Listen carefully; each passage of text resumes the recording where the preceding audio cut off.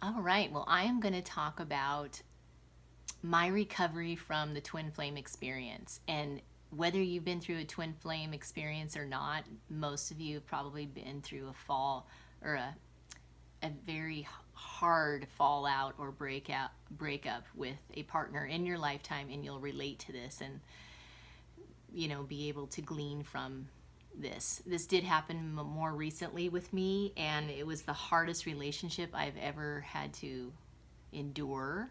It was 2 years, kind of like some people call it a twin flame relationship. It was karmic. It might have just been a karmic relationship, and there's such a thing as a false twin flame as well, because he was definitely not at all a match for me when it came right down to it, but seemed to know how to project himself as being that somehow, you know, until you looked under the hood. So, anyway, bless his heart. I just so hope he makes it, and it's a wake up call for him to work on himself. Um, so, what I wanted to talk about is how many of you have been through a relationship that really devastated you, where you had to go through a rebuilding period of rebuilding yourself, almost like reinventing yourself. It felt like you died, or a part of you died, and you literally had to resurrect yourself. Kind of like the phoenix out of the ashes. Um, it seems like I would think that a lot of us have been there at least once in our life, and to different extents. Like, this one was a doozy. I've never felt so undermined in all my relationships than this one. And it was an advanced course in an initiation. Since I am a relationship coach, you kind of have to live it so that you can help others through it when they go through it. A little bit of a downside of being a relationship coach, but I'm just glad it's over. So I'm gleaning all the wonderfulness from it, as far as just, okay, now I know what not to do, and I can help people through that. So like, I'll do phone sessions or in-person sessions. I'm in Maui, so a lot of times it's on the phone or FaceTime, to help people through these kind of breakups that are so wrenching and get you to the core. And I had always had a pretty good bounce back before. I definitely have had some challenging relationships, but this one, like, literally financially leveled me. My credit's gone. I'm in bankruptcy right now, as an example. There was so much drama, and I was left off worse than I started. And, I never really had to go through months of rebuilding myself before. And then, he deleted all the men in my phone, which were all my clients, so that I can't even get started with my business by recontacting them and saying, hey, I'm back in business now. So I'm having to start from scratch, and I mean, God, that was such a huge, it just undermined me that much more. And it's like, wow, the karma that people put on themselves, I can't imagine doing that to somebody. But anyway, that's what he did. And many of you have been in that position, like whether you're financially leveled or it's just emotionally torn, especially if you were with like a narcissist or a misogynist, someone that has borderline personality disorder like mine did, and I figured it out, or any kind of diagnosis, that makes him not quite functional, and there's a lot of dysfunction going on, or you dated someone who was an addict. I mean, it's just hardcore. And then there's spiritual warfare involved too going on, that you get exposed to it, because if you're sexually involved with him, there can be some transfer of entities and whatnot. So it's something to consider. So what I wanted to say about that is, after 2 months of literally just on it, I was all over, the recovery process of coming out of that relationship and feeling so, I felt abandoned and betrayed and, financially stripped. And, I had given so much to this person. He was so high maintenance and required so much energy that to the point where I just was drained and weary, and it's like, well, what do I get out of this? Well, usually a relationship is reciprocal if it's sustainable, and I wasn't feeling the love. He was definitely not investing in me with the same kind of energetics that I was putting into him. That was very much an imbalance. And you just get depleted after a certain point. And many of you, and especially moms who have children, where you're just having to give to your children all the time, give to your partner all the time. It's like too much, who gives to you, right? So we have to learn how to give to ourselves as well, which is what I was doing that first 2 months. And after the 2-month mark, I was like, Mother, Father, God, what's it going to take? Because I don't have months on end to do this. I need to get back to work. I have to support myself. I'm figuring out all that because my whole industry changed in the course of those 2 years. And, many of I'm a Tantra expert. And they took down all the basic sites that we used to use to advertise. And so it's like, oh my God, nothing was working. Supposed sites that had come up, in their place weren't working. I couldn't get them to post. And anyway, so I was working on all that and trying to,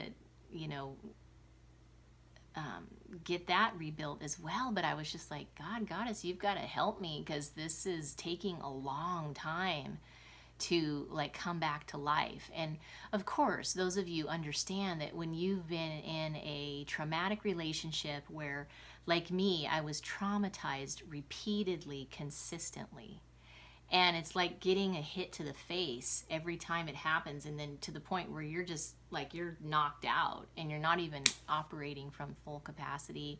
You're not seeing straight. You're too close to the situation and you're not able to, be objective about it and get out of there. That's what happened. And, I just feel completely scammed in the end. But, I figured it out, and Spirit was like, time to get out of there. So I did. And I survived it, but the things that I did, though, were, of course, spiritual practices. And if you don't have that rolling in your life, I don't know how you do it. It's like what builds me up the most. You have to be spiritually fed, and we're spiritual beings. And I know that sometimes working full time and having kids and whatnot can just eat up so much of your energy. And we all have to find some moments where, whether we feed ourselves through spiritual reading or through spiritual community, by listening to spiritual YouTubes, which is something I got turned on to and just love, because I go on my morning walks and I listen to all the spiritual downloads and affirmations. Affirmations have been huge. So as an example, on YouTube, Bob Baker has a channel with tons of affirmations, and you just listen to them and they just build you up. It's like, I am this, I am that, I'm thankful for this, and I'm creating this, and I'm manifesting this, and it's just so uplifting. And then, I was noticing such a difference that it was making for me, that I started making my own affirmations with my own voice, and specifically for what I wanted to manifest in my life, in each area of my life. And I listen to those regularly, and they just so build me up. It's kind of like reprogramming your subconscious to create with the universe what it is that you choose to have. And it really works. I was amazed. I was really impressed with that. I just didn't really get it before. And, I did spiritual reading, and I did meditation and yoga, and I was exercising daily. I was in nature daily. I was, doing all the stuff that I'm supposed to do. I was, like I said, all over it, doing my job on my end. And that's when I finally was like, Mother, Father, God, this has got to shift at some point where I feel better, because I just wasn't really feeling better until, 2 months in. And then it finally started getting better. And I noticed these affirmations were making a huge difference in my countenance and my attitude and perspective on life. And it got way more positive. And I was able to see how much my mind created my reality, and how focusing my energy on what I choose to create in my life and all that I'm grateful for is so much more effective.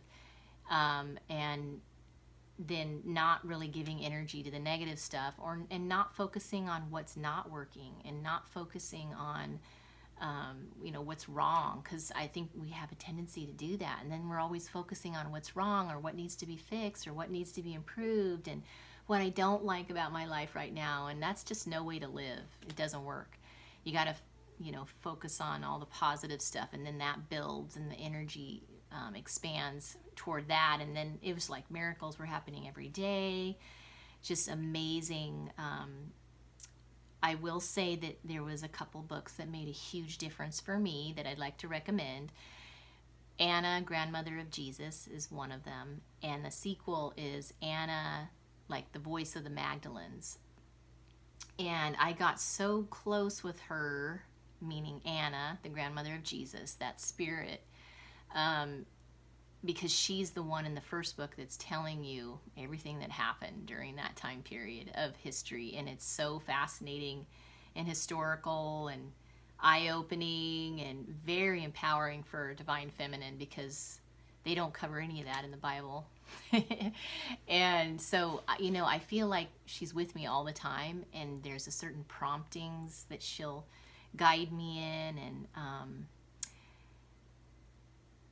and I really just, I guess I got so tight with her. It felt like she took me under her wing and knew that I was going through one of the roughest times of my life, and, is guiding me. For instance, I'm moving right now in that process, and that's the last thing I would have chosen for myself, but it so spiritually came together perfectly that I just saw it and I was like, wow, okay, well, if that's what you want me to do, I trust you. You know what you're doing. And it was like wanting to give me a fresh start after that awful 2-year relationship experience, and get me into a new home, without memories of him, and just, it's going to be in more of a garden setting as well, and just more nurturing, and I'm going to be more with my tribe in Haiku, part of the island. And I'm really living on faith. I mean, it kind of gets you to that point where you're living on faith when you've been leveled financially. And, I used to have excellent credit. So if I was moving, I could lean on it a little bit, or going through crisis, I could lean on it because it was my backup system. And without that, because of what happened, it's scary. And, but I know that I'm going to be okay, and it's all going to come back to me. And that leads me to the next thing too. If you've done anything that was just wrong, you just know it was wrong. It wasn't your best moment, and you've hurt someone, whether it's financially or emotionally or whatever, go and fix it, please. Because otherwise the law of karma comes into place, and it will take away from you whatever you took from that other person with interest. So it's always better to self-correct and do it as quickly as possible and pay them back. Otherwise, you'll find that you lose money at some point in time, and then you think of, oh yeah, that's when, I kind of did that to that person, and it's coming back on me now, only with interest. And, and then the bridge is burned with that person and everything. It's just better to correct yourself and go make it right so it doesn't come back on you. Because whatever we do to others gets done to us. And you're really doing it to yourself, basically, in the long run, if you're doing harm on someone else.